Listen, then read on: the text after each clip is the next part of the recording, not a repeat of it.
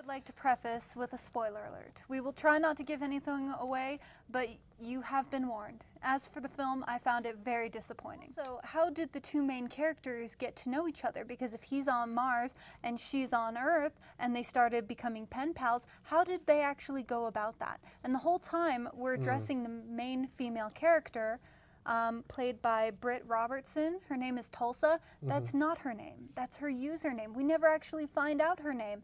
And yet he trusts this person that he probably doesn't even really know. At what point did the writers or director or whoever decide that putting two awkward, supposedly 16-year-olds naked in a sleeping bag was a good idea? It just made the audience feel extremely awkward, probably more so than the actual actors on screen.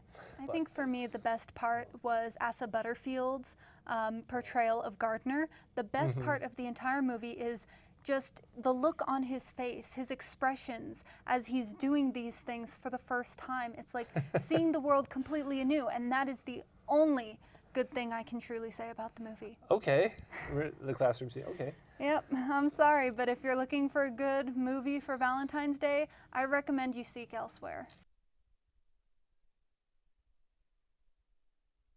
I don't know why she decided to have me on a Valentine's Day episode, which is probably my least favorite holiday in the entire world. I don't know who came up with it, but it was a very bad idea. Okay. Yes, but I don't feel like something like that should be narrowed to one day a year. I feel like if your relationship is going to crap, you should not spend one day a year devoted to your significant other. Well, I also think it shouldn't just be one day, but this is the one day when people like me who just love can just, I've said love a lot, but it's what it's about. Okay, anyway, let's start with the cooking. Speaking of love, everything's heart themed today. So, I'm gonna eat those excess stuff, right? And there you are, a cute little heart. Now you repeat this and stick it on the kebab stick until the stick is as full as you would like it to get. The other one we're going to perform a little bit of open heart surgery on. Yes.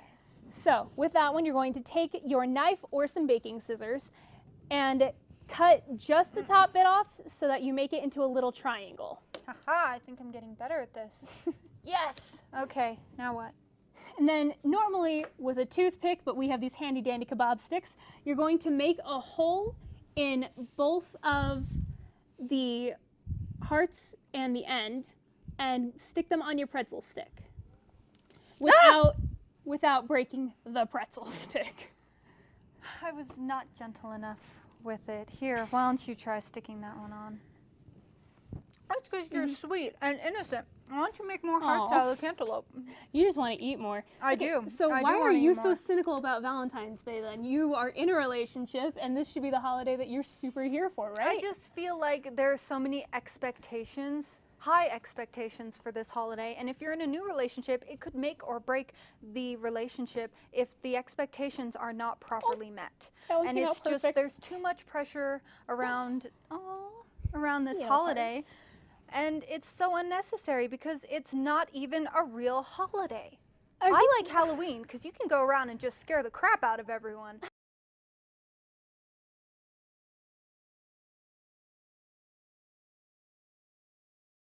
One thing I thought was really unfortunate is after the last X-Men film, Apocalypse, they had basically revived the X-Men franchise and brought back Jean and Scott and a lot of the classic X-Men who had died off in the third movie. So with that in mind, I thought, okay, they're gonna keep doing this, and then somehow they managed to murder most of those X-Men before this film, and they briefly allude to how that happened, but it leaves fans to speculate. It's clear in the comics what happened, but I'm not going to spoil anything there. Yeah. She was made from his DNA, birthed in a woman who ended up dying at childbirth. She doesn't have a parent, so she kind of tries to bond with Logan, but they're both very antisocial people and just massively aggressive and violent in general. It still has that feel-good kind of family feeling about it, which I think has always been prevalent in the X-Men franchise, but it's even closer this time because there's so few of them left. Exactly. It's Professor X, it's Wolverine, and it's X-23, Laura, the little girl. And it feels a lot more organic, I think. It's Professor. really Professor. I keep calling him Doctor. You know, Charles. Charles. There you Okay, there you go. go, Charles. I'll Charles call him Xavier. Charles. How about that? I But just love him in this incarnation. I feel like he's gotten sassier and more inappropriate over the years. It's like he no longer makes excuses to cuss and to give sass. And I just think that is so great. I love watching Patrick Stewart. He's so I love him. entertaining. He's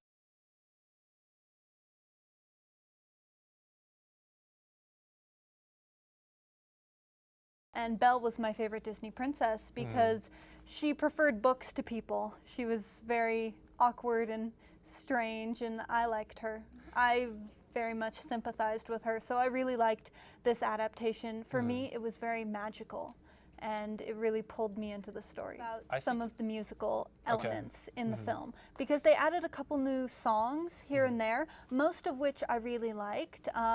Evermore, that the Beast sings towards the end, takes the place of If I Can't Love Her, which is in the Broadway version of Beauty and the Beast. And both songs are very similar to each other, so I really didn't miss one over the other. I thought Dan Stevens did a good job singing. What did you think of Be Our Guest? Be Our Guest. It had to be. It's kind of hard to top, and I think they matched it. They did pretty well. So. At times I felt like there was too much going on. It was because like even though they had that one musical thread of Be Our Guest throughout, they had snippets of other songs at certain parts. I don't know if you heard that in the background.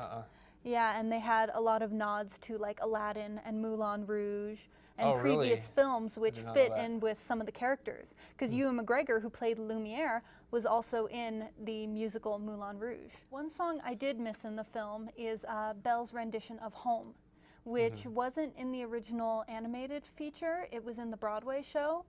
But you do hear a little snippet of the score from Home when she enters her room and you see the grandeur of the room. So that was in there, and I'm like, oh, is she gonna start singing? And then she didn't, and I was a little disappointed.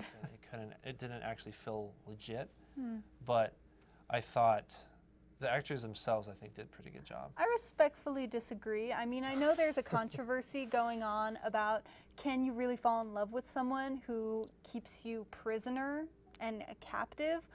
I don't really know because I don't have any experience with that, thankfully. But I don't know. I found it beautiful, and I was willing to overlook that. One thing I was not able to overlook in the film was the horrible wigs and mustaches. I know it's that period French, and it's probably more realistic, but it was just so god-awful at the end when they turned into their normal people, and it's like, that's not how Gandalf should look. Because they had Gandalf play Cogsworth.